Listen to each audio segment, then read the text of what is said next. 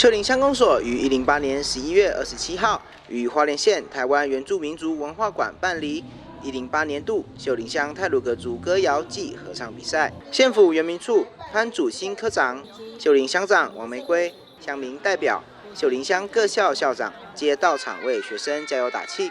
本次竞赛活动共分为个人组、幼儿齐唱组、团体合唱组，其中个人组与团体合唱组又依学年龄分组竞赛。希望能够透过竞赛的形式，彼此交流、彼此分享与学习。公所这些年来推动这么多的文化工作，再回过头来说，语言它本来就是一个族群的一个命脉，没有了语言，这个族群一定会慢慢的消失。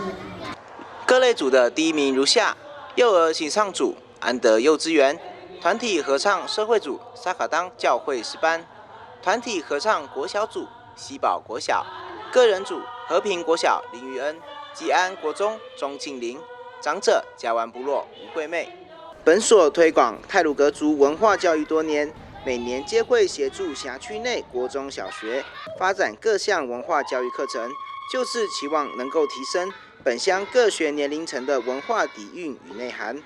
而每年皆会透过竞赛的形式彼此交流，进而永续发展与传承太鲁阁族传统乐舞文化的精髓。秀林乡公所美宣组蔡承勋、陈浩天、吉米 Miki 报道。秀林乡的 Line Edge 官方账号正式上线喽！只要扫描荧幕上的 QR code， 或者在 Line 搜寻 ID， 赶紧加入我们，即可获得乡内第一手消息。还在等什么？拿起你的手机加入我们吧！